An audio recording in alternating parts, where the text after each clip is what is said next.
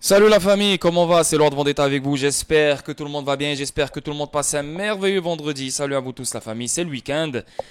Tout d'abord, je m'excuse si j'ai pas fait de vidéo hier. Vraiment, j'avais un gros problème hier. Heureusement, ma communauté du Discord était là pour moi, avec moi, pour que je me calme. Parce que hier, c'était une histoire, c'était vraiment un film à la Will Smith, les gars. Vraiment là, j'ai rien compris. Donc j'ai passé toute la journée à comprendre ce qui se passe, à faire les démarches, à appeler le Canada, appeler plein d'autres pays pour vraiment protéger mon nom. Pour faire un résumé, pas besoin de vous raconter les détails. Bah, j'ai reçu voilà, des messages sur Instagram de citoyens croates qui disent que voilà, je les ai arnaqués, je les ai scammés, et comme quoi je suis le directeur d'une certaine entreprise. Donc j'étais comme de quoi tu parles, etc., etc. Donc j'ai commencé à leur parler, j'ai commencé à soutirer de l'information, je suis allé sur le net et c'est le nom de l'entreprise. Effectivement, je suis le directeur de l'entreprise. Et là j'étais comme wow. Et cette entreprise-là, elle est enregistrée en Angleterre. Donc à ce qui paraît, 10 000 personnes croates qui se sont fait arnaquer. Et l'entreprise, elle est effectivement enregistrée en Angleterre. En fait, il n'y a pas qu'une entreprise, il y en a deux qui sont enregistrées en Angleterre.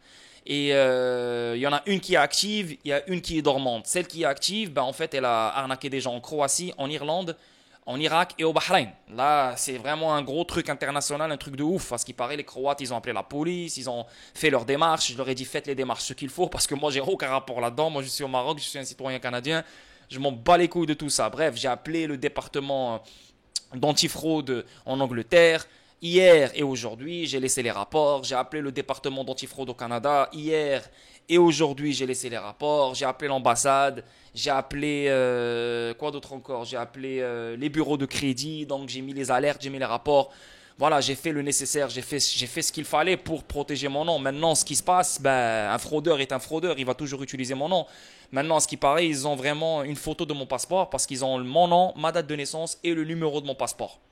So, ils peuvent continuer à ouvrir des compagnies, ils peuvent faire tout ce qu'ils peuvent faire. Moi, tout ce que je peux faire, c'est continuer à alerter et bien sûr créer des rapports quand je suis au courant de l'arnaque. Donc maintenant, je viens d'être au courant de l'arnaque hier et cette arnaque-là, elle dure depuis des mois. À ce qui paraît, elle les paye, elle les paye, elle les paye depuis des mois. C'est des gens qui travaillent pour la compagnie. Et là, du jour au lendemain, la compagnie a arrêté de les payer. C'est pour ça qu'ils sont venus me parler et ils sont rentrés en contact avec moi. Donc, ils ont foutu le bordel sur mon Instagram. Plein de monde qui m'écrivent sur Instagram. Des gens sur WhatsApp. Yo, c'était vraiment un gros bordel. Et tout ça, ma communauté du Discord, elle était en ligne avec moi. Elle écoutait tout ce qui se passait, etc. Donc, c'était vraiment un gros stress. C'est pour ça que j'ai pas fait de vidéo hier. J'étais vraiment stressé parce que ce qui paraît, c'est une fraude de 100 millions de dollars. Quand on parle de 100 millions de dollars, je ne sais pas si c'est vrai ou pas le 100 millions de dollars. Mais il y a des articles en Croatie qui parlent de cette fraude. Et en Croatie, c'est déjà dans les... je sais pas moi. Je ne sais pas, je peux pas te dire c'est quoi le montant là, tu vois.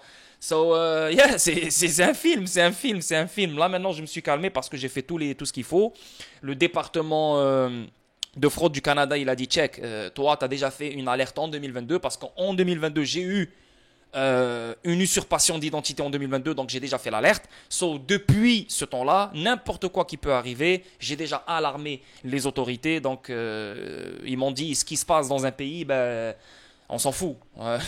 Ce qui se passe dans ce pays reste dans ce pays. Toi, tant que tu as fait tes alertes dans ton pays, etc., voilà, tu t'en fous du reste. Donc maintenant, moi, je dois pas aller en Croatie, je dois pas aller en Irak, je dois pas aller en Bahreïn, je dois pas aller dans ces pays-là, bordel. Et même l'Irlande, la vérité, même l'Irlande. Donc voilà quoi. So, c'est ça l'histoire. Euh, c'est fucked up. Vraiment, c'est fucked up et hier, je voyais ma vie. J'étais comme, yo, qu'est-ce que je vais faire? Yo, mais non, mais t'es fou, yo.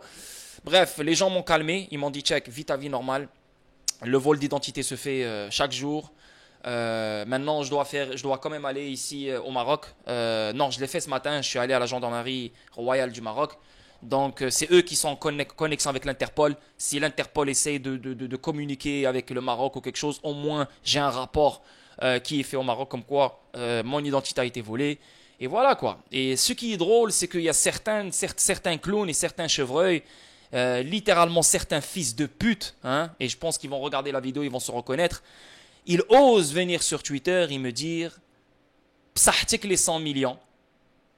C'est pour ça que tu as disparu sur YouTube et c'est pour ça que tu as arrêté de faire les streams sur YouTube. Donc, à ce qui paraît, il y a certaines personnes qui pensent que j'ai arrêté de streamer sur YouTube pour me cacher. Et des gens pensent vraiment que j'ai arnaqué 4 pays en faisant des vidéos, en faisant des streams à chaque jour sur le Discord et sur YouTube.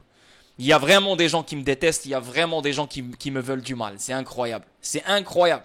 Et tout ce que je fais, c'est aider les gens. Tout ce que je fais, c'est vous faire de l'argent. Tout ce que je fais, c'est vous instruire, vous éduquer. Tout ce que je fais, c'est pour vous garder concentrés sur vos investissements. Il y a des gens qui me souhaitent du mal. Il y a des gens qui veulent me voir tomber. Et ce qui m'est arrivé, je ne le souhaite même pas à mon pire ennemi. Il y a des gens qui ne me connaissent même pas et qui me veulent du mal. C'est incroyable, c'est incroyable. Ce qui s'est passé hier et ce que j'ai reçu comme commentaire, ça fait mal, ça fait vraiment mal. Laisse les arnaqueurs, ils vont toujours m'arnaquer, laisse-les, ils ont mon numéro de passeport, donc maintenant je dois changer le passeport, j'attends l'ambassade, j'ai appelé l'ambassade hier, ils m'ont pas encore répondu, donc lundi je dois débarquer sur eux pour voir s'ils peuvent me changer mon passeport, parce que là ça va trop loin. Mais il y a certaines personnes sur Twitter, des gens qui me suivent depuis toujours, qui ont décidé de me laisser un commentaire et qui me disent « Psahtik les 100 millions, bravo pour les 100 millions, t'as bien arnaqué et c'est pour ça que t'as disparu sur YouTube et c'est pour ça que t'as arrêté de faire les streams. Tu nous as toujours dit de viser fort, de viser gros. » J'arrive pas à croire qu'il y a des gens qui pensent ça. J'arrive pas à croire des gens qui peuvent créer ce genre d'histoire sur moi. Pour de vrai, ça fait vraiment mal. Et tout ce que je fais, c'est juste vous aider. Tout ce que je fais, c'est vous faire comprendre ce qui se passe. Anyway, bref, c'est pour ça que j'ai pas fait de vidéo hier. Et là, on va commencer live. Pour toutes les personnes qui me veulent du mal, qui me souhaitent du mal, continuez à le faire si ça vous fait du bien. Continuez à le faire si ça vous fait plaisir. Mais sachez une chose, c'est que vous avez un cœur noir. Et les gens avec un cœur noir ne durent pas très longtemps. Ah, je vous le dis, je vous le répète. Tu as beau à vivre une vie bien, et tu as beau à te faire de l'argent, tu as beau à profiter, mais quelqu'un qui a un cœur noir, Dieu va s'en occuper. Moi, j'ai prouvé que j'ai un grand cœur. Parce que ce que je fais pour vous, personne ne le fait. Que ça soit dans l'éducation, que ça soit se faire de l'argent, que ça soit n'importe quoi. Et des gens qui me suivent et qui consomment mes vidéos et qui vont s'enrichir grâce à moi et me souhaitent du mal comme ça, c'est fucked up. Anyway, on commence live. Vidéo statique aujourd'hui, donc ça va être une longue vidéo statique, peut-être presque un stream, parce qu'on va parler Ripple, XRP, Telcoin. Oui, Ripple, XRP, Telcoin, that's it. Et on va regarder quelques analyses techniques, ça va être long quand même. Et sinon, c'est le week-end. Je ne sais pas si je vais faire un stream ce week-end, samedi ou dimanche sur le Discord. Je pense que oui. Mais là, voilà, une vidéo statique qui vous attend et on commence live. Premier article, la plus ancienne banque cantonale de Suisse avec plus de 20 milliards de dollars d'actifs ouvre le trading et la garde XRP. Les gars, la plus ancienne banque cantonale de Suisse, les gars, depuis qu'on a eu le jugement sommaire, il y a énormément d'entreprises qui acceptent des paiements en XRP. Depuis qu'on a eu le jugement sommaire, il y a énormément de banques qui utilisent et qui ouvrent le trading pour XRP. Depuis qu'on a eu le jugement sommaire, il y a énormément d'intérêt positif autour de XRP. Et ce n'est que le début. On a eu le jugement sommaire le 13 juillet, on est en octobre. Ça fait quoi? 3 mois, 4 mois? Alors imaginez dans 1 an, imaginez dans 2 ans, 3 ans, 4 ans, 5 ans, 6 ans. Les gars, vous n'êtes pas prêts. On avance. Donc ici, ça parle la Zuger Cantonal Bank, l'une des plus grandes banques de Suisse en termes d'actifs détenus, a ouvert des offres de trading et de stockage pour 6 crypto-monnaies dans XRP. Et vous voyez BlackRock. BlackRock, c'est là pareil que cette banque. C'est juste que BlackRock, ce n'est pas une banque. C'est une institution financière, mais ce n'est pas une banque. Mais c'est pareil que cette banque suisse. Pourquoi? Parce que BlackRock, elle aussi, elle détient des actifs. Tu vois? Et elle peut aussi offrir du trading et du stockage pour certains actifs. Donc, BlackRock, elle peut offrir du trading institutionnel pour ses clients. Tu vois, ils peuvent trader à travers BlackRock dans une plateforme de trading que BlackRock gère, etc. So, toutes les institutions financières peuvent utiliser XRP de cette manière. Non seulement utiliser XRP, mais offrir le trading à XRP à leurs clients. Et ça, c'est magnifique. Ça, c'est une très, très, très bonne nouvelle. Ce développement est le fruit d'un partenariat entre Zuger et Sygnum Bank, l'une des principales banques d'actifs numériques, notamment l'expérience de Zuger dans le domaine de la cryptographie, ont fait la première banque cantonale de Suisse à lancer une offre de cryptographie. Une banque cantonale est une institution bancaire commerciale détenue par le gouvernement. Donc là, c'est le gouvernement suisse qui détient cette banque. Et si cette banque ouvre le trading et le stockage de XRP à ses clients, ça veut dire que c'est le gouvernement suisse qui a approuvé cette activité-là. Bien que Sygnum Bank ait annoncé cette décision plus tôt ce mois-ci, elle est passée inaperçue, mais a récemment été mise en lumière par Eri, figure éminente de la communauté XRP. Et je suis sûr et certain que ce n'est pas elle qui est partie chercher, qui a fait des recherches et tombée sur cette banque, parce qu'elle-même, elle connaît même pas cette banque. Qui connaît cette banque à part si t'es suisse ou si t'es européen? Cette femme-là, elle a reçu l'information et bien sûr, elle prend le crédit. Selon l'annonce officielle, la Zuger Cantonal Bank utilisera des mesures de sécurité de haut niveau pour son offre de cryptographie qui comprendrait 6 actifs cryptographiques différents: XRP, Bitcoin, Ethereum, Polygon, Litecoin et Uniswap. Le partenariat avec Sygnum Bank est essentiel pour cette offre car il permettra à Zuger de tirer parti du protocole Inter-Enterprise B2B alimenté par le API de Sygnum pour le trading de crypto-monnaies et les services associés. Notamment, plus d'une quinzaine de banques en Suisse et d'autres institutions financières mondiales de premier plan utilisent déjà ce protocole. Waouh, waouh, waouh, waouh, waouh. Donc, il y aura d'autres banques qui vont ouvrir le trading et le stockage de XRP et d'autres crypto-monnaies à leurs clients. Donc, ça veut dire quoi? Plus de liquidité, plus d'intérêt, plus de clients, plus de hype, plus de FOMO, etc., etc. Les clients de la Zuger Cantonal Bank peuvent utiliser sa plateforme bancaire mobile pour accéder aux services de trading de crypto-monnaies. Le site officiel de la banque montre qu'elle a déjà commencé à proposer des services avec un premier support pour les 6 actifs cryptographiques mentionnés précédemment. Et les gars, ça fait partie de l'adoption. Pourquoi? Parce que maintenant, si tu veux trader la crypto, tu dois passer par des plateformes d'échange. Binance, Bitro, KuCoin, nanana. Et ce n'est pas tout le monde qui est à l'aise de trader sur ces plateformes d'échange, à part si c'est toi ou moi, à part si c'est des traders qui peuvent trader sur n'importe quelle plateforme. Mais monsieur, madame, tout le monde, la majorité, les gens traditionnels, ils attendent que les banques ouvrent le trading des crypto-monnaies. Et c'est exactement ce qui se passe en ce moment. Rappelez-vous que les banques sont les ennemis et les compétiteurs des plateformes d'échange. Les plateformes d'échange sont les ennemis et les compétiteurs des banques.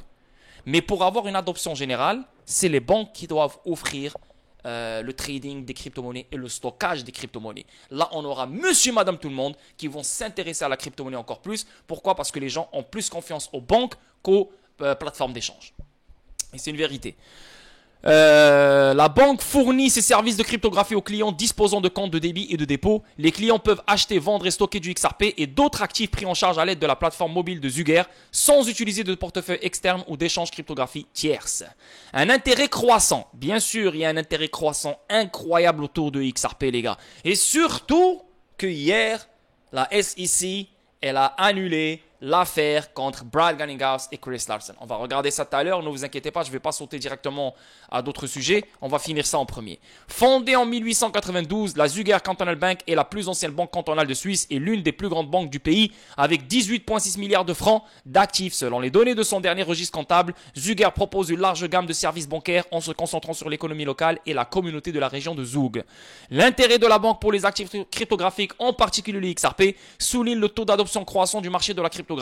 Les gestionnaires d'actifs tels que BlackRock et Wisdom Tree ont également manifesté leur intérêt avec une récente série d'applications cherchant à lancer des ETF Bitcoin au comptant.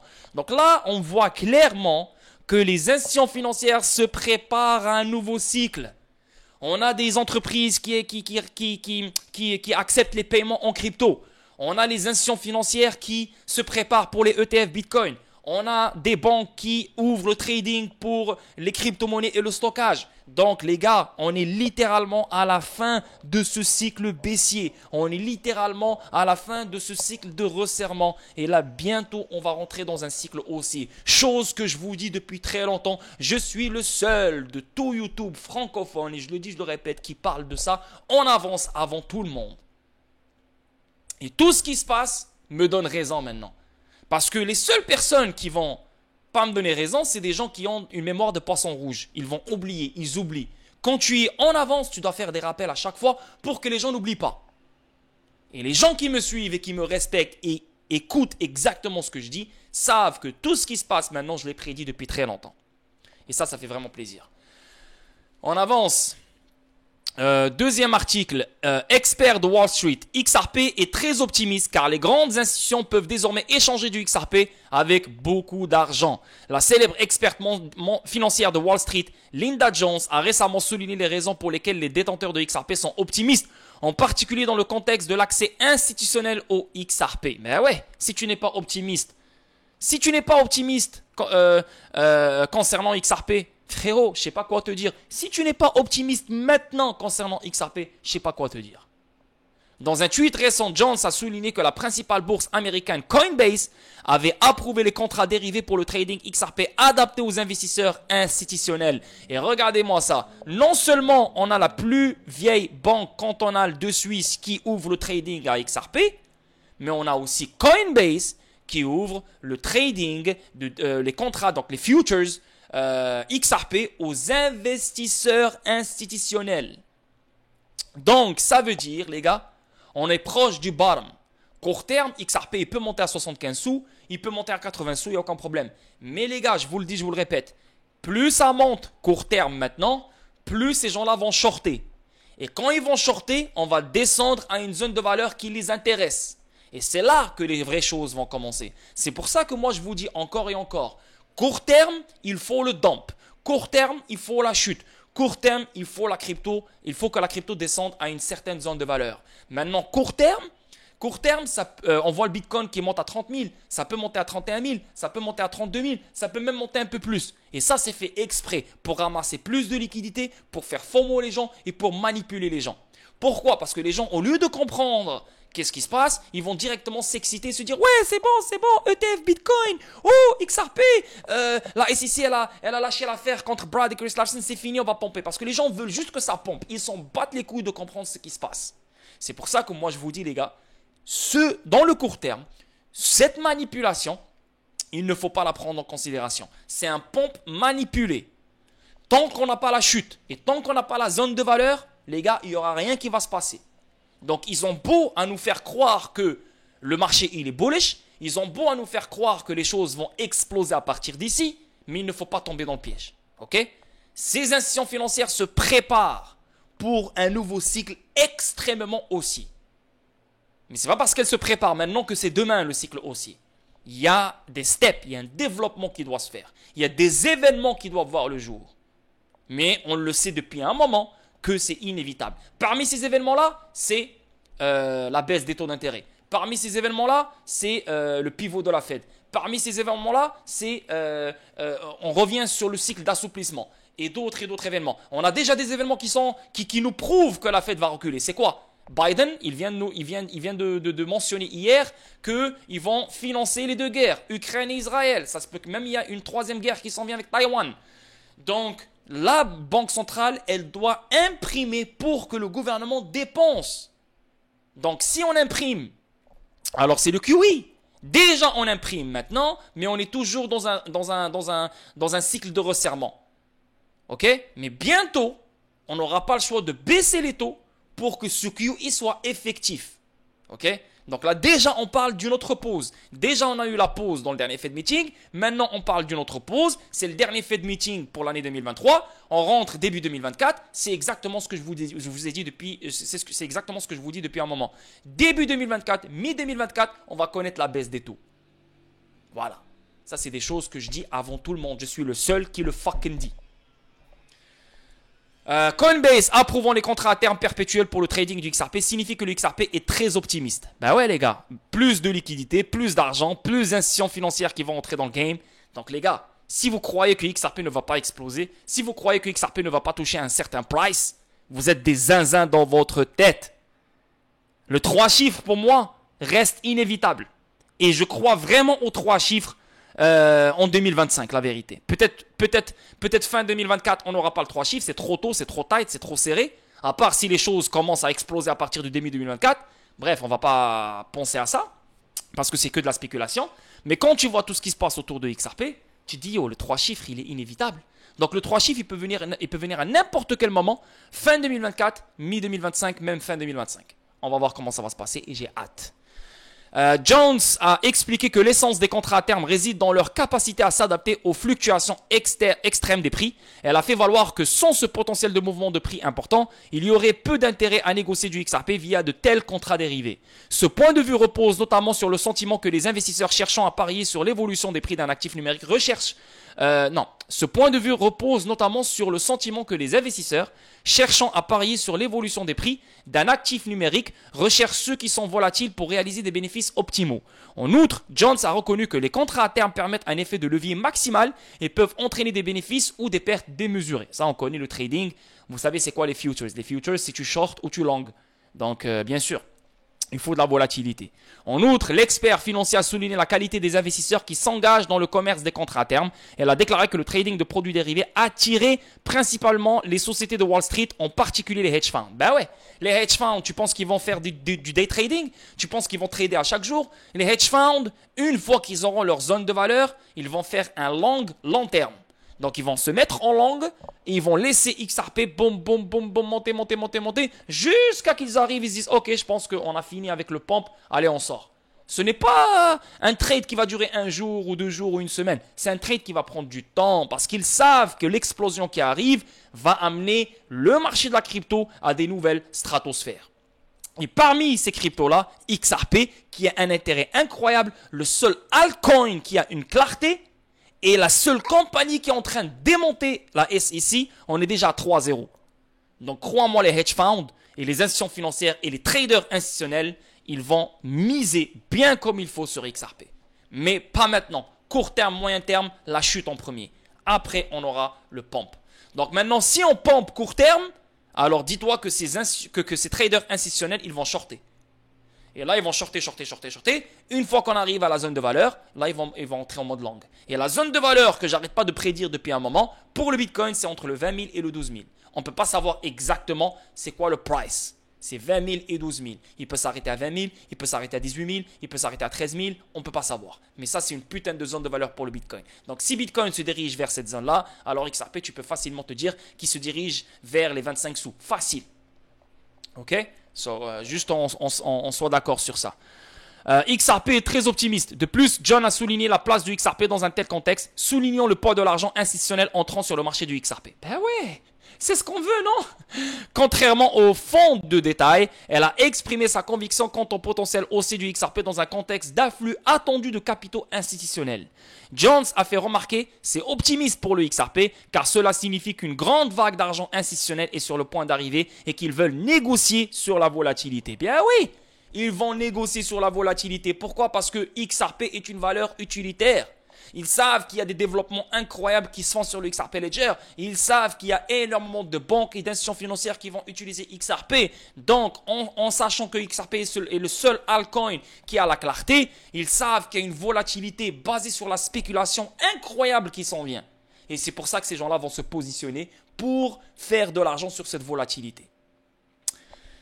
Aïe, aïe, aïe. Trouvez-moi quelqu'un qui explique tout ça mieux que moi. Trouvez-le-moi. Trouvez-le-moi. Tu me parles de crypto-oli, tu me parles de l'autre, Trouvez-moi quelqu'un qui explique les choses comme oui, je suis narcissique, oui, je suis prétentieux, je m'en bats les couilles. Parce que ces choses-là, je les prédis depuis un long moment. Fais mon travail, après ça vient parler. Fais mon travail, viens parler. Fais mon travail et parle. Ces choses-là, je les prédis depuis un moment. Donc c'est une fierté, je suis fier de moi. That's it. Pense ce que tu veux de moi, je m'en bats les couilles. Pendant ce temps, l'expert financier a déploré le secret de Coinbase concernant les pays spécifiques qui ont reçu l'autorisation de négocier des contrats à terme. Elle a émis l'hypothèse que les principales sociétés d'investissement pourraient se trouver aux Bermudes ou aux îles Caïmans. Selon elle, les Bermudes et les îles Caïmans sont la juridiction des hedge funds et autres fonds offshore. Trading à terme perpétuel Coinbase. Donc, on va pas commencer à parler de tout ça. Mais le trading et les futures de XRP vont commencer sur Coinbase. Et là, on parle de traders institutionnels. Donc, il y aura énormément d'argent qui va rentrer dans le marché de XRP. Incroyable, les gars. Donc, les 3 chiffres, pour moi, c'est inévitable à mes yeux. Un ancien article refait surface du fondateur d'Ethereum, admettant avoir emprunté le concept Ripple. Donc, Vitalik Buterin, comme vous le savez, c'était un stagiaire chez Ripple. Il dormait dans le fauteuil de Stephen Schwartz. Et c'est là où il a tout appris. Et là, maintenant, c'est le gars qui insulte Ripple. Donc, c'est Ripple qui lui a tendu la main. C'est Ripple qui l'a nourri. Et là, il insulte Ripple. Le passionné de XRP, Wheezy, attire l'attention sur un vieil article écrit par Vitalik Buterin dans lequel il admet avoir emprunté un concept à Ripple pour résoudre le problème d'évolutivité d'Ethereum. Tu vois, sans Ripple, Ethereum n'aurait pas existé. C'est ça qui est fou. Sans Ripple, Ethereum n'aurait même pas existé. Encore une fois, c'est Ripple le visage de la crypto au complet. Parce que les mêmes personnes qui ont créé le XRP Ledger et XRP, c'est les mêmes personnes qui ont créé Bitcoin. Et là, on voit clairement que Vitalik, il s'est basé sur Ripple pour améliorer le concept d'Ethereum et le réseau d'Ethereum. Donc, Ripple est la colonne vertébrale de tout ce qui se passe. L'article publié dans Bitcoin Magazine le 23 janvier 2014 a vu Buterin admettre qu'il avait emprunté le concept d'Ethereum d'un arbre séparé et d'une liste de transactions à Ripple Labs. Buterin a déclaré que le concept a contribué à atténuer le problème d'évolutivité d'Ethereum dans toutes les crypto-monnaies basées sur la blockchain. Cependant, Buterin ne s'est pas attribué le mérite d'une quelconque percée fondamentale liée à Ethereum à l'époque. L'article a notamment été partagé par Wheezy sur la populaire plateforme de médias sociaux X. Le passionné de XRP a souligné le fait que Buterin a emprunté un concept à Ripple Labs. Donc, les passionnés de XRP réagissent. Comme prévu, la mise à jour de Wheezy a suscité des réactions parmi les passionnés de XRP. Certains fans de crypto-monnaies ont utilisé ce média pour appeler à l'arrestation des personnes impliquées dans le scandale de Heatgate. Donc, un autre passionné de XRP a partagé un mème illustrant avec humour comment le fondateur d'Ethereum a créé Ethereum. L'image montre Buterin copiant les informations du CTO de Ripple, David Schwartz. En fait, c'était Stephen Schwartz dans ce temps-là, ce n'était pas David Schwartz. L'intérêt de Buterin pour Ripple. Buterin n'a pas caché son admiration pour Ripple Labs. L'éminent entrepreneur en crypto-monnaie a reconnu dans une interview en 2019 qu'il avait déjà cherché une opportunité de stage chez Ripple en 2013. Et en plus de ça, Vitalik Buterin, il a dit Ripple, c'est l'Internet de la valeur. Ethereum, ce n'est pas l'Internet de la valeur. Donc, on voit clairement que même si tu le vois sur Twitter, il insulte XRP, il dit XRP comme quoi c'est centralisé, blablabla. Son histoire montre que c'est un accro, un obsédé par Ripple. Cependant, le gouvernement américain a saboté les efforts de Buterin pour travailler chez Ripple en refusant sa demande de visa. Comme indiqué précédemment, Matt Hamilton, ancien directeur des relations avec les développeurs de Ripple, a également mentionné l'incident lors d'un débat sur X. Hamilton a affirmé que Buterin dormait sur le canapé de Schwartz tout en se déplaçant pour travailler dans la société blockchain. Et là, ce n'est pas David Schwartz, c'est Stephen Schwartz, l'ancien CTO de Ripple.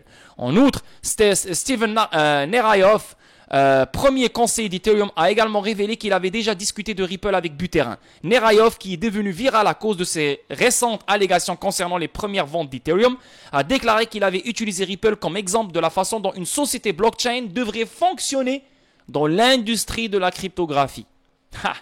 Le conseiller d'Ethereum a raconté comment un haut dirigeant de Ripple, lors d'une réunion, avait délégué des questions sur XRP à un autre représentant de l'entreprise. Selon Nerayoff, l'incident indique qu'une seule personne chez Ripple est autorisée à parler de XRP. Bla bla bla bla bla, on s'en fout. Et là, Vitalik qui nous prouve encore une fois que sans Ripple, il n'aurait jamais pu mettre en place Ethereum. Encore et encore. Un autre article ici, Ripple, partenaire avec Tokentus AG pour le programme d'accélération du XRP Ledger. Donc, Ripple s'associe à Tokentus Investment AG pour XRP Ledger Accelerator, favorisant les projets XRP Ledger et fournissant une assistance aux startups. Nice, nice. Tu vois comment il y a de l'intérêt autour du XRP Ledger? Il y a maintenant des entreprises, des entreprises d'investissement qui se concentrent sur le XRP Ledger, qui se concentrent sur le projet du XRP Ledger, sur les projets sur le XRP Ledger et fournissent une assistance aux startups. Donc, ça montre que les projets qui se construisent sur le XRP Ledger sont des bons projets et ils ont un bon futur. Quand tu as des entreprises d'investissement comme ça qui se concentrent sur les projets qui se bâtissent sur le XRP Ledger, ça veut tout dire.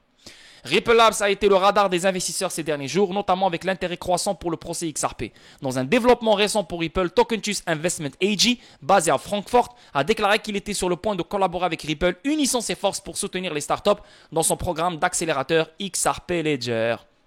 Donc, programme d'accélération XRP Ledger au profit des startups. Le programme est conçu pour développer et créer des projets sur le XRP Ledger sous Ripple Labs, un fournisseur connu de solutions de blockchain et de cryptographie d'entreprise. Le rôle de cette société est d'apporter une contribution clé à la blockchain de couche 1, open source, économe en énergie et décentralisée. Pendant ce temps, Ripple a consacré 1 milliard de XRP aux ressources des développeurs, y compris le programme de subvention XRP Ledger. Notamment, le programme d'accélération XRP Ledger aidera XRP Ledger à accélérer, former, encadrer et développer des projets au sein de la communauté XRP Ledger. Magnifique.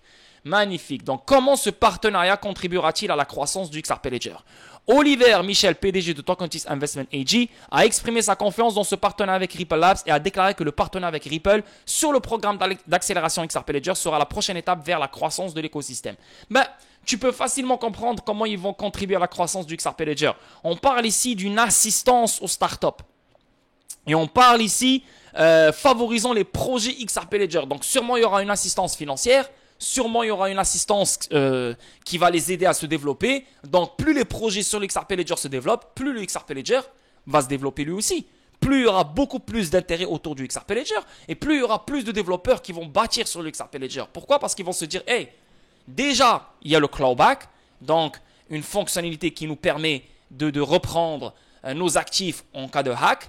En plus de ça, il y a Ripple et d'autres entreprises d'investissement qui nous tendent la main, qui nous aident, qui favorisent nos projets, etc. etc. Donc les gars, c'est juste merveilleux ça, c'est juste merveilleux. Convaincu que la technologie revêt une importance et une valeur significative sur les marchés de la blockchain de la cryptographie, Oliver a déclaré que l'accès direct à des cibles intéressantes avec des co-investisseurs solides est un facteur de succès absolu pour Tokentus, spécialement invité par les entreprises à encadrer leurs programmes en aidant d'autres, les startups à se développer. Avec l'aide d'un réseau de co-investisseurs en constante expansion, Tokentus acquiert des investissements financiers internationaux et des actions de sociétés dont le modèle économique est directement associé à la technologie blockchain et aux structures SPV. Magnifique, magnifique, très très très bonne nouvelle venant de notre partenaire Tokentus AG. Et là, on va parler de Monsieur James Wallace, celui qui s'occupe des CBDC pour Ripple. Ripple VP, vice-président, les considérations politiques justifiant la mise en œuvre des CBDC. Donc ici, on parle James Wallace. Donc là, il y a une vidéo, bien sûr, de 13 minutes 12. Malheureusement, je ne peux pas la traduire. Et même si je la traduis, ça va bugger parce que j'ai vraiment un problème avec mon ordinateur. C'est pour ça que j'ai arrêté de faire les streams. Ici, ça parle de développer une CBDC est une entreprise complexe, compte tenu des interdépendances entre la politique et la technologie, ainsi que des impacts potentiels sur le marché. Si elles sont conçues avec prudence, les CBDC peuvent offrir plus de résilience, une sécurité renforcée, un accès accru et des coûts inférieurs par rapport aux formes de monnaie traditionnelles. Vous le savez les gars que les CBDC sont inévitables. Vous le savez. Ils ont beau à dire, on est contre les CBDC, on est ci. Ils ont beau à faire des manifestations, ils ont beau à faire ce qu'ils veulent. Les CBDC sont inévitables. Et plus les CBDC sont inévitables, plus l'architecture que Ripple met en place est inévitable. Ça, il faut le dire. Rappelez-vous que le même gars, James Wallace, il a déjà mentionné que Ripple est en pourparlers avec 20 à 30 banques centrales. Donc, on n'a rien vu encore. D'autres nouvelles vont sortir concernant des nouvelles banques centrales qui vont utiliser le XRP Ledger pour créer leur CBDC. Ok? Donc, on va juste faire une recherche ici sur Ripple parce que j'ai pas envie de tout lire là. Il y a énormément d'articles à lire ici et j'ai pas envie de perdre votre temps ni mon temps aussi. Donc là, boum, Ripple ici, Ripple là. Ah ok, Ripple ici. Ok, donc ça parle que de CBDC ici. Et ouais, bon, on va pas lire ce qui se passe autour des CBDC. On sait que les CBDC, c'est inévitable. Et on sait que l'euro numérique arrive. Ça, c'est une preuve comme quoi les CBDC ne vont pas reculer. Et c'est une preuve que les CBDC verront le jour très bientôt. Donc, d'ici 2030, je pense que plus de la moitié de la planète aura son CBDC. Donc, on va continuer encore un peu plus. À cette fin, le succès d'une CBDC repose sur 3 piliers fondamentaux de conception, la technologie, la politique et la convivialité. La technologie, bien sûr, il nous faut une bonne plateforme, un bon DLT qui va nous permettre de créer cette CBDC. Donc tu as Stellar, tu as XRP Ledger, tu as HBR, tu as plein de technologies. Tu as la politique, donc il faut une réglementation claire, il faut un cadre réglementaire. Et tu as la convivialité, donc comment les gens vont vivre avec ça. Et la confidentialité. Je ne pense pas qu'il y aura une confidentialité par rapport au CBDC parce qu'ils pourront traquer exactement ce que tu achètes avec ta CBDC. La banque centrale saura exactement ce que tu fais avec ton argent. Donc, confidentialité n'existe pas. À part si c'est des CBDC ou des stablecoins qui sont créés par le secteur privé. Moi, je ne pense pas parce que ce qu'on va utiliser everyday, quotidiennement, chaque jour, ça sera une CBDC venant de la banque centrale. Le premier est la technologie. Pour que les CBDC passent de l'expérimentation à la mise en œuvre dans le monde réel, elles doivent disposer d'une infrastructure technique résiliente et sécurisée, capable d'intégrer, d'authentifier et de prendre en charge les utilisateurs à grande échelle. Il doit offrir des capacités d'évolutivité horizontale illimitées pour faire face à un débit de transactions toujours croissant. De plus, comme il est peu probable que différents pays choisissent la même infrastructure, une CBDC devrait être capable d'interopérer entre différentes infrastructures techniques afin de récolter les avantages de transactions transfrontalières fluides. C'est pour ça qu'on parle d'un bridge currency. C'est pour ça qu'on parle d'une interopérabilité entre les CBDC. C'est pour ça qu'on parle de XRP. Parce que beaucoup de gouvernements de banques centrales auront une infrastructure différente. Donc, comment on va transacter si on a une infrastructure différente? C'est exactement ce qu'on est en train de vivre maintenant. Il n'y a pas de communication, il n'y a pas d'interopérabilité. Maintenant, malgré le fait qu'ils auront des infrastructures différentes, les CBDC pourront être interopérables. Donc, les paiements transfrontaliers et les règlements instantanés peuvent se faire grâce à un bridge currency. Pourquoi? Parce que les CBDC n'auront plus besoin de quitter leur juridiction.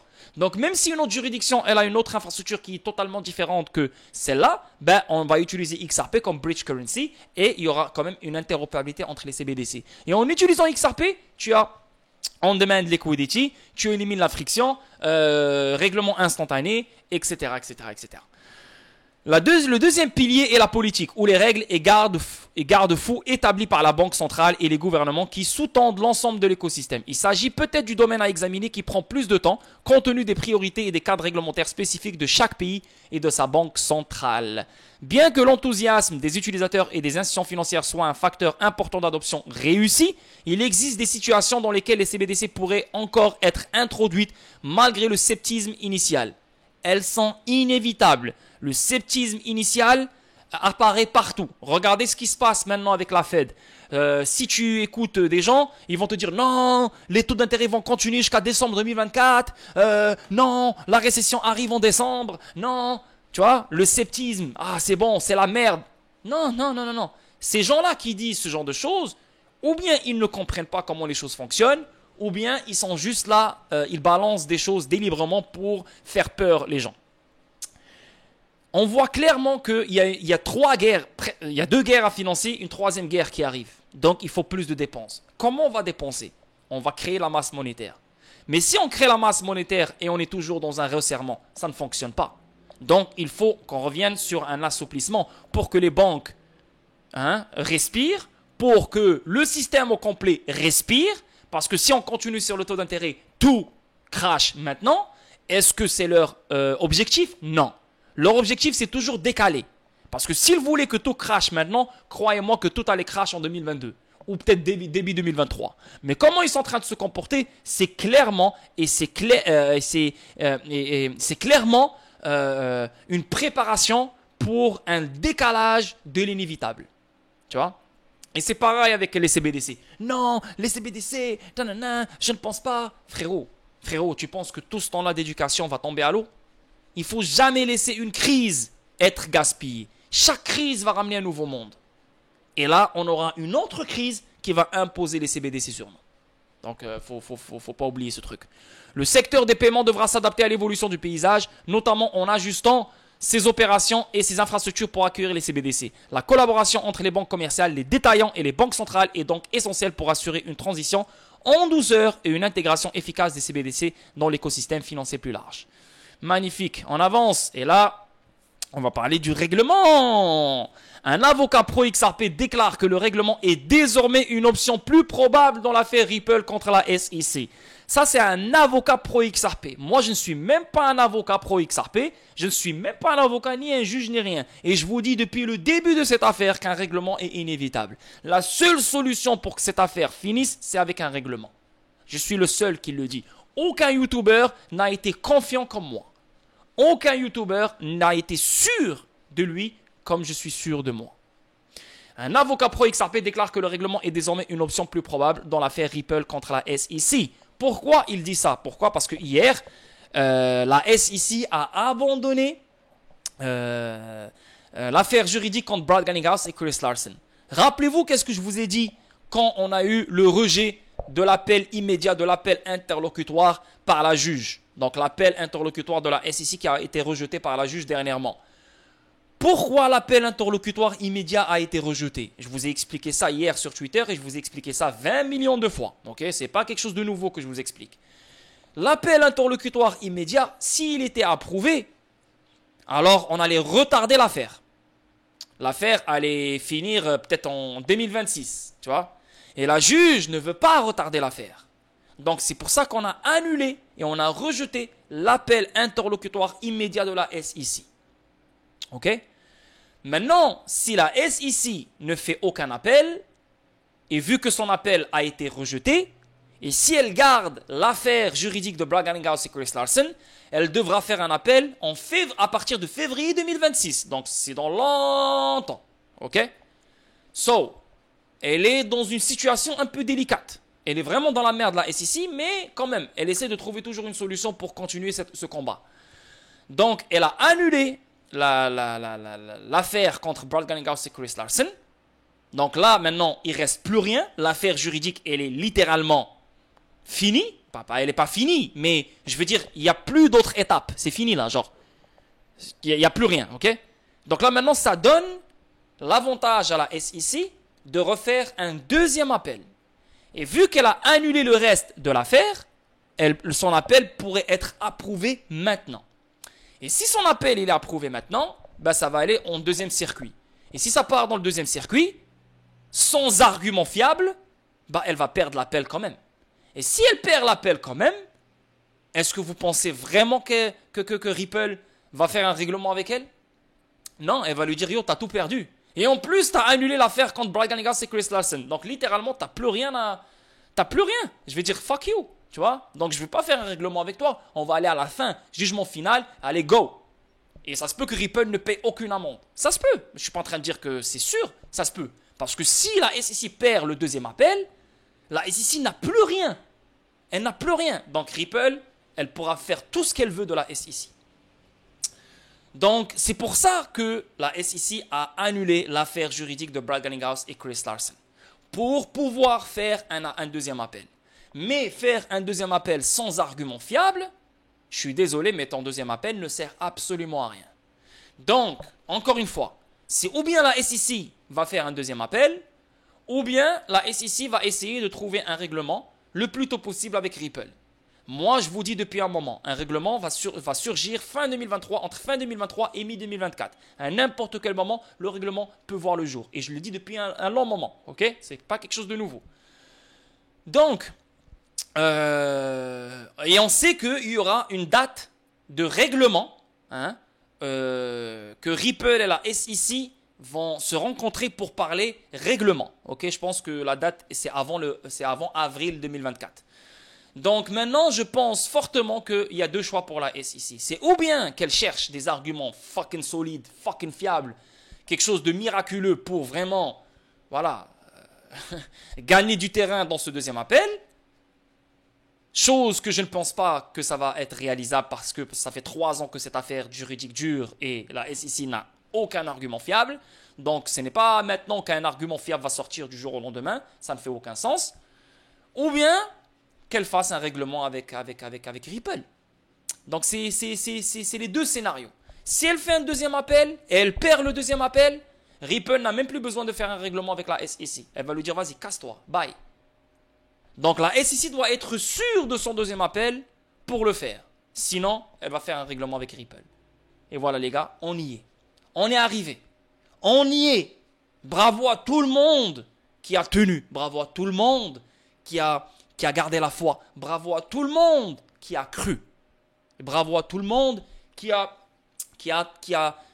m'a écouté, qui a compris ce que je voulais, ma logique concernant cette affaire juridique. Bravo à vous tous, parce qu'on est sur la bonne direction, on est bientôt arrivé et on va bientôt être tous riches. Quand je te dis riche, extrêmement riche. Suite à la décision de la SEC d'abandonner les poursuites contre les dirigeants de Ripple, Brad Garlinghouse et Chris Larsen, de grands experts juridiques se sont tournés vers la plateforme X pour prédire l'issue potentielle du procès. Le règlement est l'option la plus probable. Ces gens-là viennent de se réveiller, Fred Rispoli, tout ce bordel. Yo, je n'arrive même pas à leur cheville. Et j'ai prédit tout ça avant même que ça arrive. Pourquoi? Parce que c'est la logique, mon frérot. La logique. Combien de fois on a vu des gens sur Twitter et sur YouTube et sur le Discord qui me disent « Ah non, mais je ne pense pas. Ah non, je ne pense pas. Non, je pense que ça va continuer. Non, je pense... » Parce que c'est des gens négatifs. C'est des gens négatifs.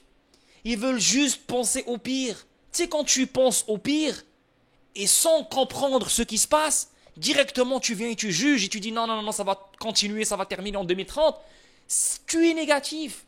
Tu es un bête, tu es un imbécile. Parce que tu n'as jamais pris le temps et de t'asseoir et de comprendre ce qui se passe. Directement, tu t'es dit, ah, c'est la SEC, c'est le chien de garde des États-Unis, Ripple va perdre. Ah, c'est la SEC, c'est le chien de garde des États-Unis, l'affaire va durer jusqu'en 2030. Et tous ces gens-là qui ont dit ça sont des teubés, sont des imbéciles, des vrais idiots. Voilà. On avance. L'avocat a notamment pris en considération le motif derrière la décision de la SEC d'abandonner les accusations de complicité contre les dirigeants de Ripple. Rispoli a souligné 2 scénarios qui auraient pu motiver cette décision. L'avocat pro-XRP a noté que la SEC aurait pu se rendre compte que son dossier contre les dirigeants de Ripple était de la merde, ou que la commission soit maintenant que le tribunal ne le trouve plus crédible. Ok, ça c'est le premier scénario. Si le premier motif était à l'origine du licenciement, l'avocat Rispoli a émis l'hypothèse qu'il pourrait y avoir un briefing amer et lent pendant la phase de recours. Il a ajouté que la SEC pourrait également faire appel du jugement sommaire du 13 juillet après la phase des recours. C'est exactement ce que je viens de vous expliquer. Donc, l'appel interlocutoire concernant les ventes programmatiques. Donc, on annule le reste du procès pour qu'on puisse faire un deuxième appel le plus rapidement possible. C'est exactement ce que la SEC, je pense, à mon avis, c'est exactement ce qu'elle veut faire. Cependant, Rispoli a déclaré que si la SEC rejetait l'affaire contre les dirigeants de Ripple parce qu'elle découvrait qu'elle avait perdu sa crédibilité auprès du tribunal, alors un règlement pourrait se profiler à l'horizon. Voilà, c'est exactement aussi ce que je vous ai expliqué.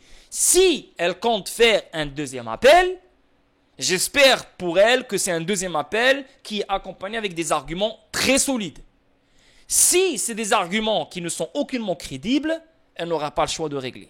Et si elle règle, elle va demander une amende incroyable pour Ripple, chose que ça ne dérange pas à Ripple, et Ripple va demander des conditions claires à la SEC, clarté officielle pour XRP, et je continue mes opérations. Voilà. On avance. Effort concernant un règlement. Depuis le début du procès, des discussions ont été menées sur un éventuel règlement de l'affaire, bien que Ripple soit ouvert à un règlement.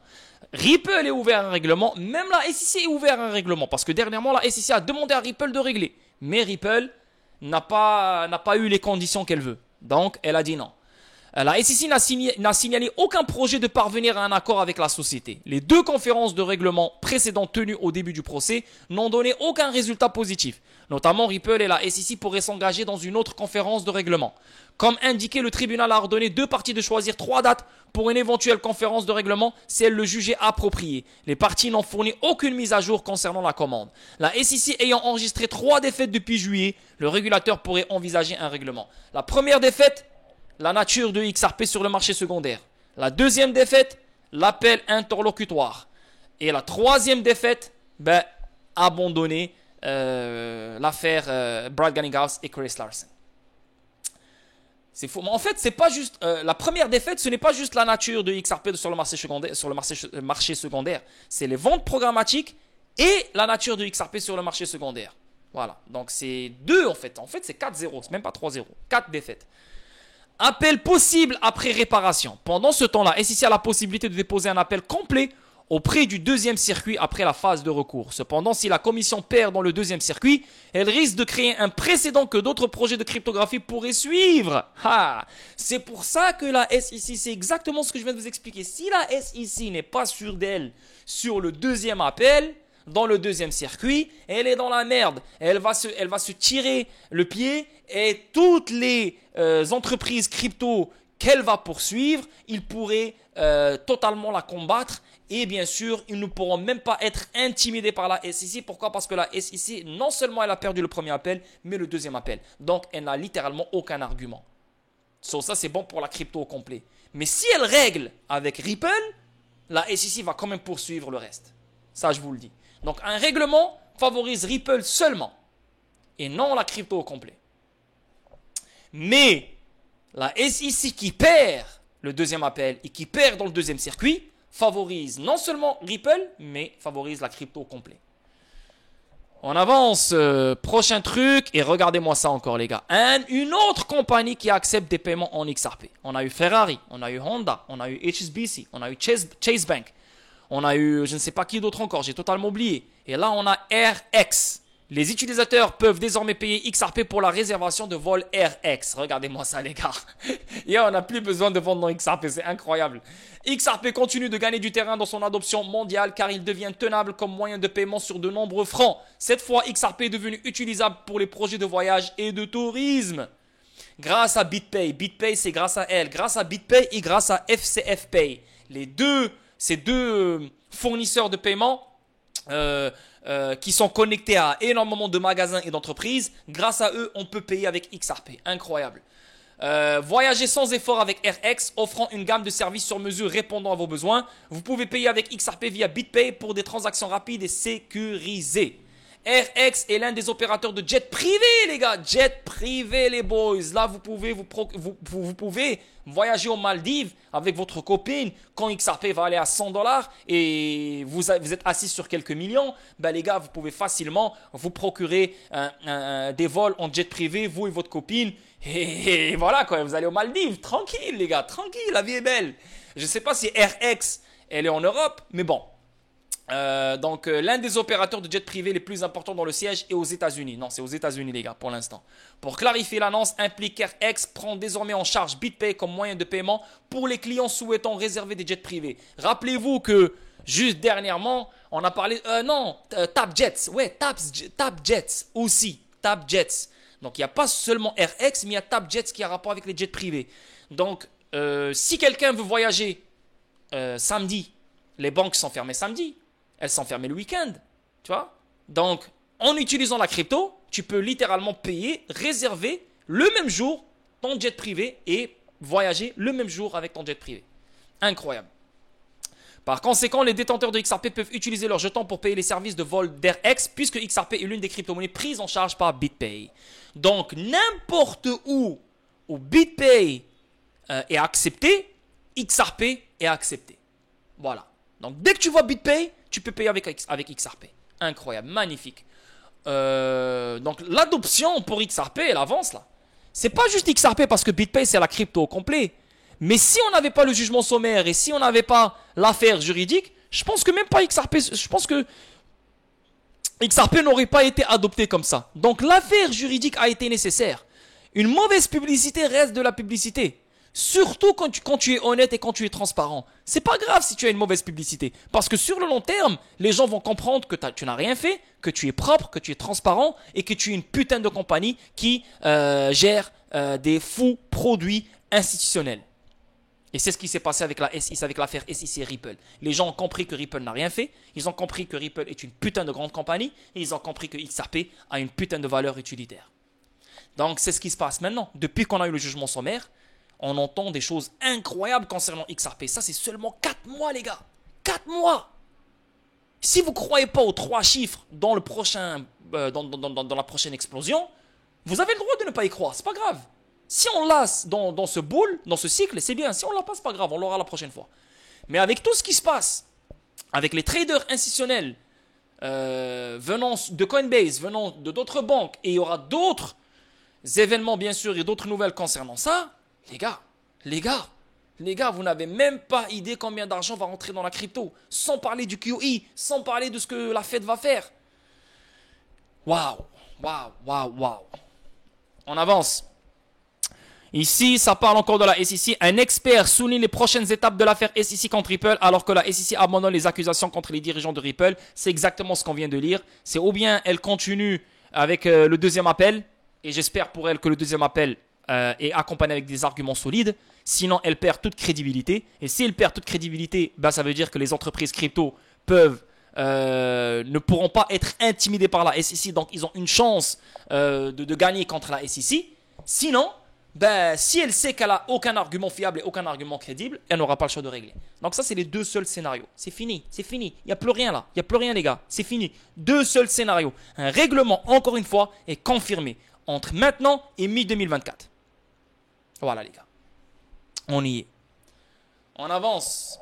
Ça, c'est quoi encore? 3 victoires majeures consécutives pour Ripple et XRP. 0 pour la SEC depuis juillet. Ça, c'est exactement ce qu'on a lu tout à l'heure. On avance encore ici. La SEC se rend à Ripple et XRP. En fait, la SEC se rend. Elle a un drapeau blanc. En fait, elles ne se rendent pas encore. Elles ne se rendent pas encore. Il y a encore la possibilité de faire un deuxième appel.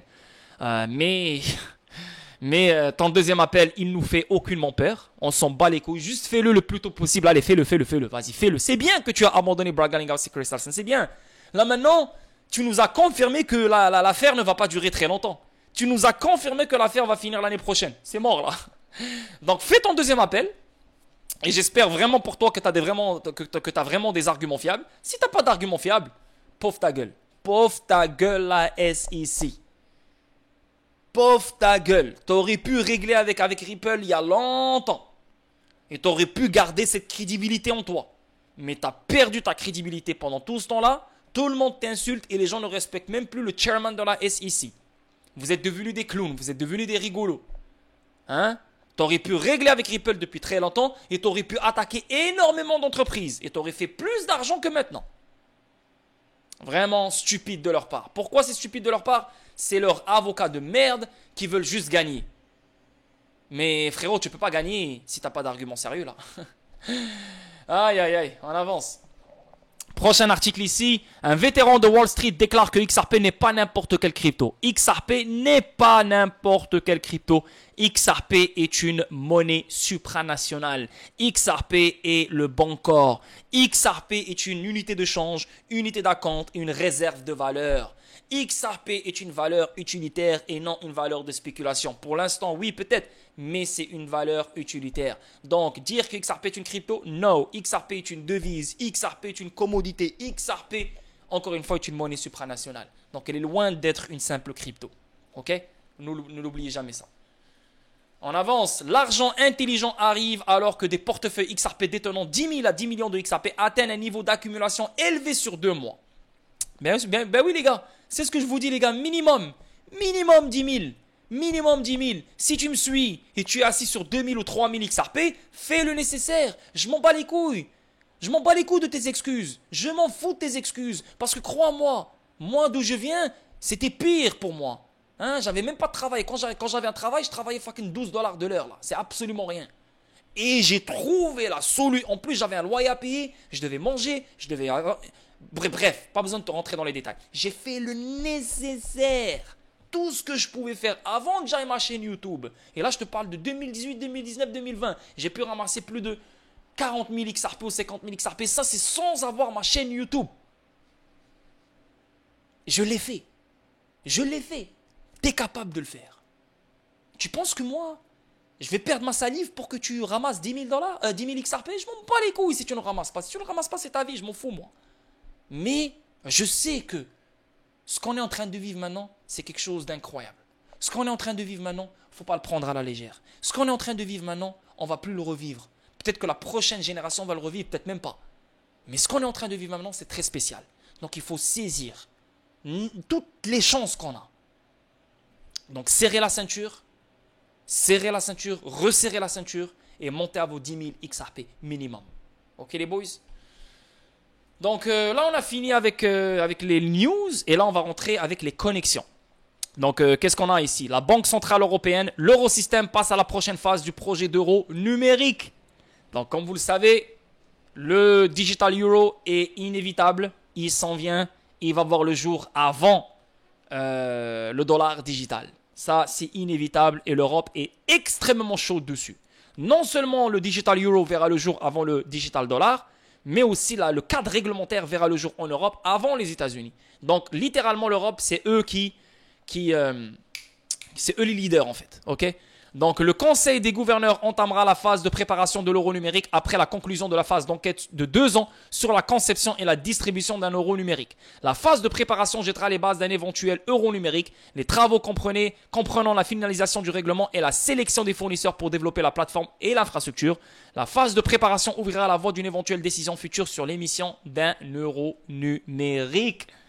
Donc, les gars, là, on parle de la BCE. Donc, la BCE, c'est une banque centrale. C'est elle qui va émettre et c'est elle qui va distribuer l'euro numérique. OK.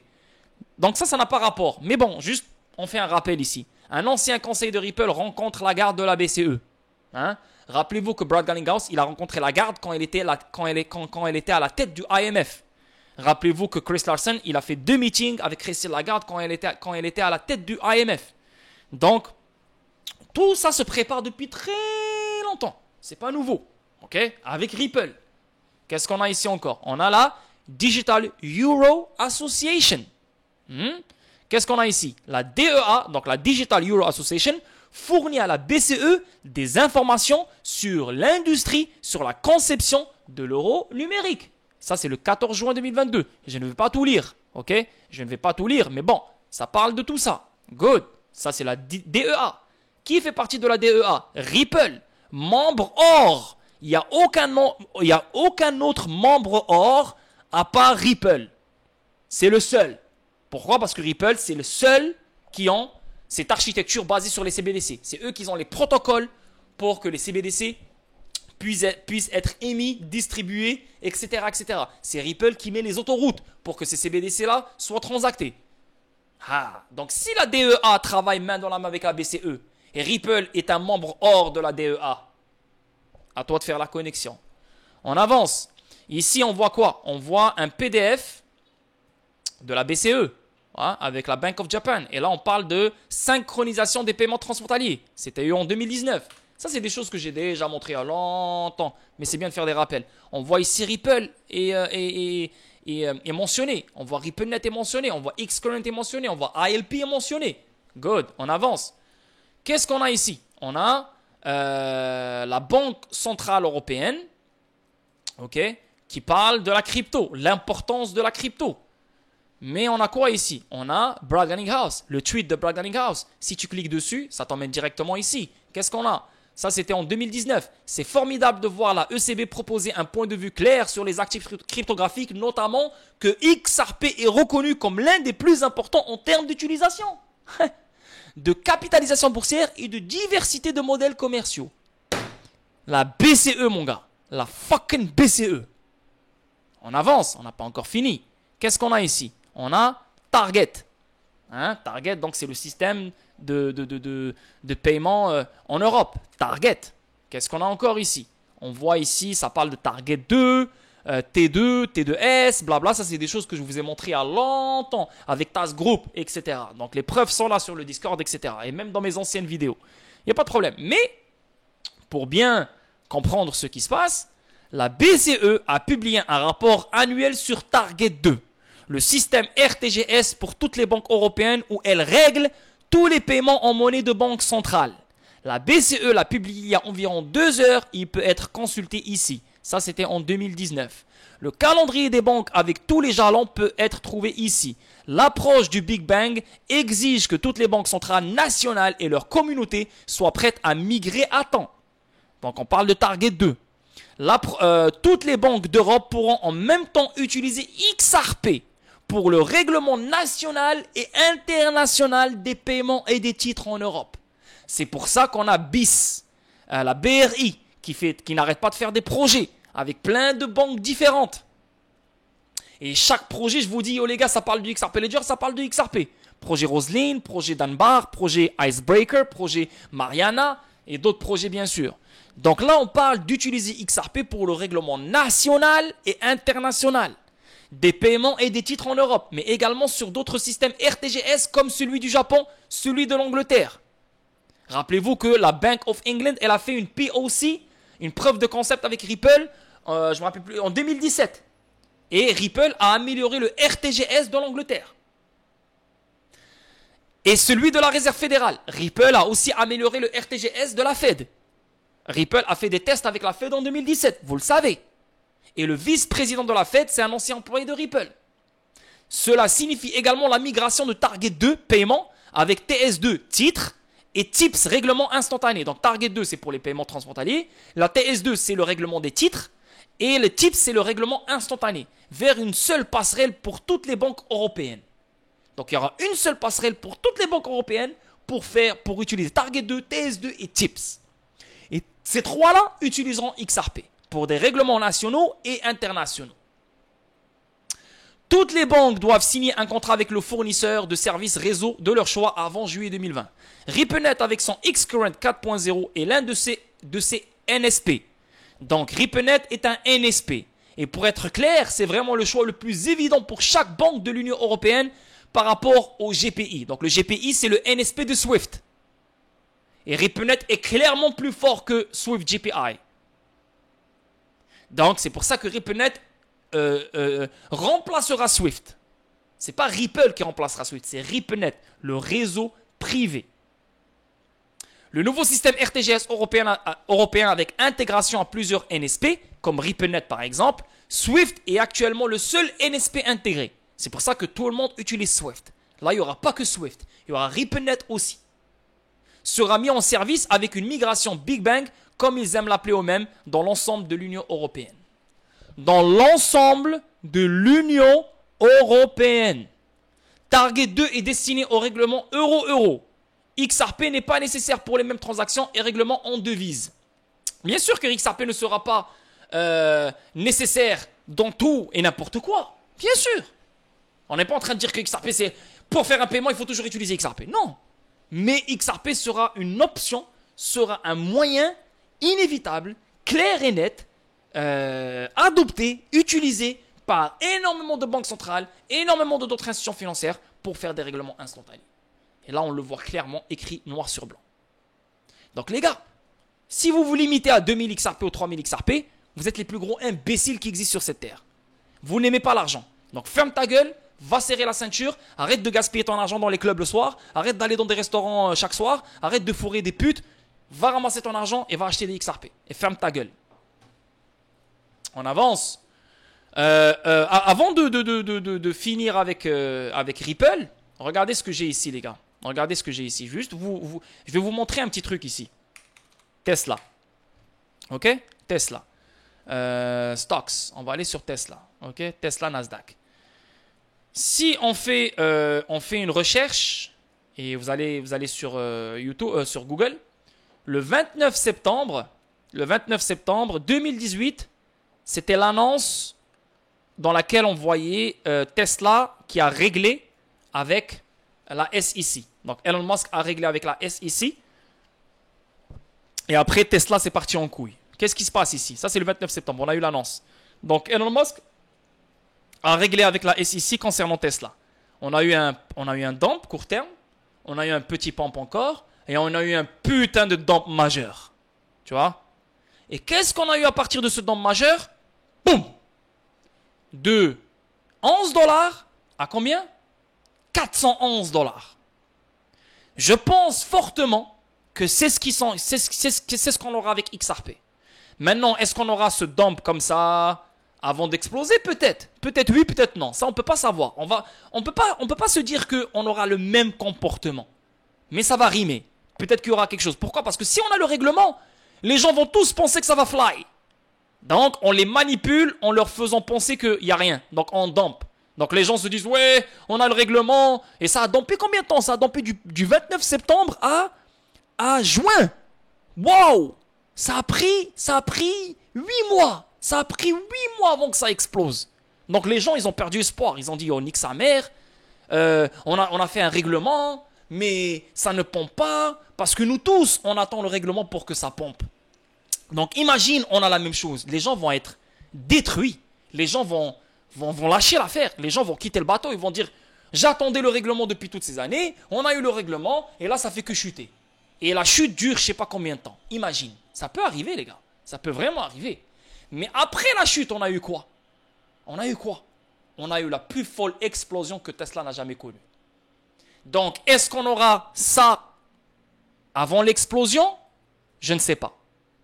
Mais si on l'a avant l'explosion, alors dites-vous les gars que c'est le plus fou piège qu'on peut jamais, qu'on pourrait jamais avoir. Pourquoi? Parce que énormément de personnes vont quitter le bateau ici. Même si tu penses que XRP va chuter, donc ils vont renforcer leur bague, plein de monde attendent le règlement pour que ça explose. Et si on dure pendant 6 mois sans explosion, ou plus que 6 mois, les gens vont se dire ok c'est fini, XRP, non, j'en peux plus. Et là tu vas voir d'autres cryptos pomper. Là ils vont vendre leur XRP pour aller sur d'autres cryptos.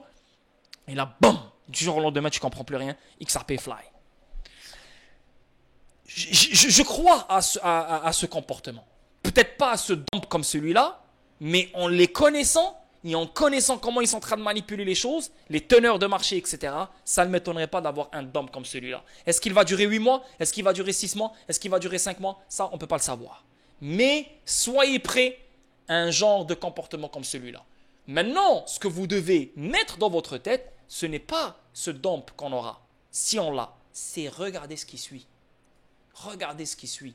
De 2 chiffres à 3 chiffres. Là, tu vas me dire, ouais, mais XRP, il est à 50 sous, donc il est loin d'aller à 400 $. Je n'ai jamais dit que XRP va aller à 400 $. Oui, je l'ai dit il y a longtemps, mais après, tu t'adaptes. 400 $, oubliez-le. Mais 3 chiffres, 100 $, 150, 120, ça peut vraiment arriver. Ça peut vraiment arriver, les gars. Mais, ce dont je suis sûr, c'est qu'on aura une putain d'explosion comme celle-là. Maintenant, le prix, on ne peut pas savoir précisément c'est quoi le target précisément. Tu peux le savoir grâce au Fibonacci, grâce à plein de choses. Mais ça reste que, voilà, c'est que de la spéculation.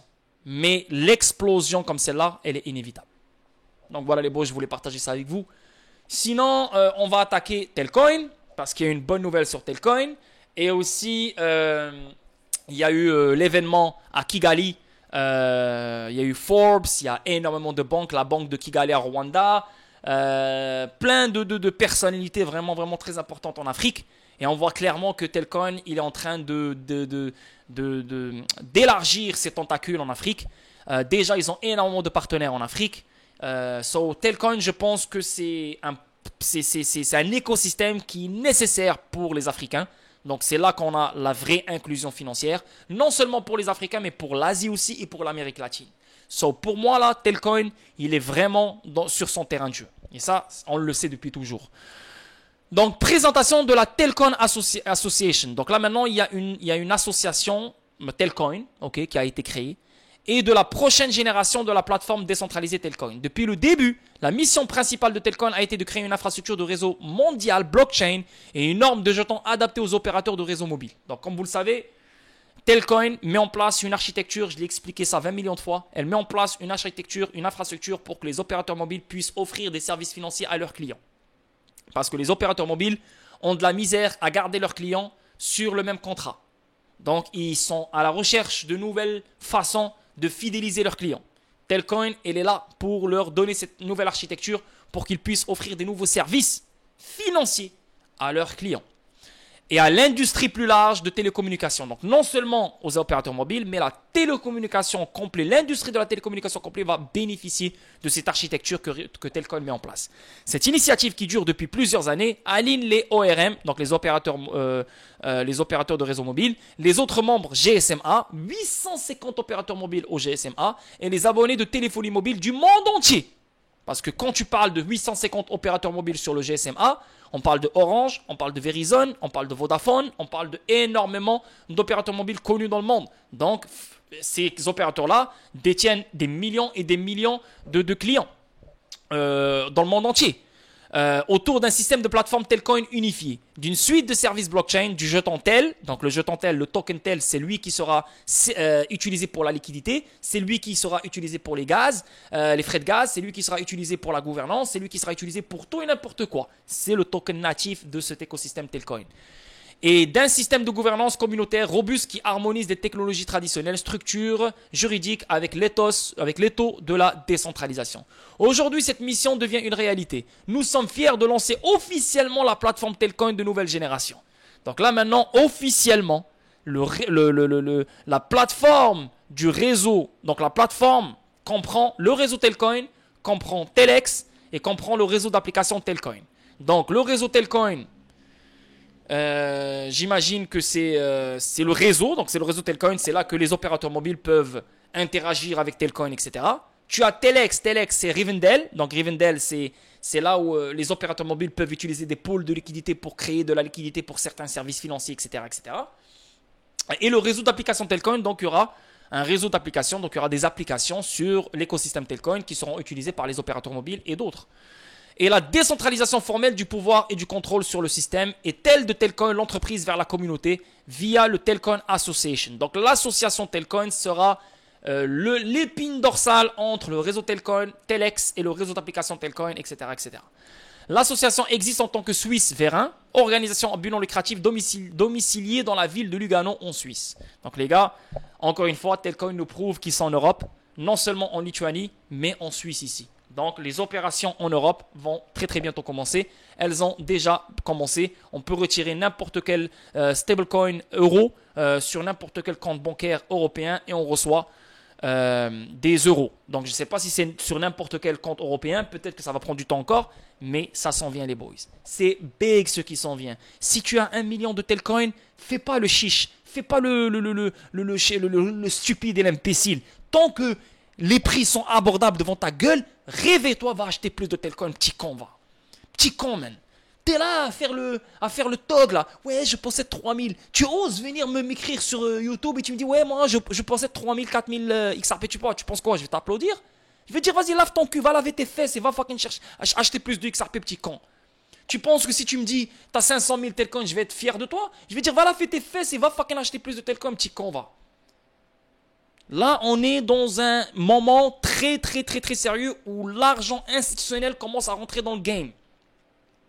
Donc, c'est le moment d'acheter. Même si ça va baisser plus, on s'en bat les couilles. C'est le moment d'acheter. Et c'est là où la richesse se crée. C'est maintenant. Ce n'est pas après. C'est maintenant. Donc, toi, tu fais le thug. Tu fais l'intelligent. Zerma 3000 XRP, c'est assez.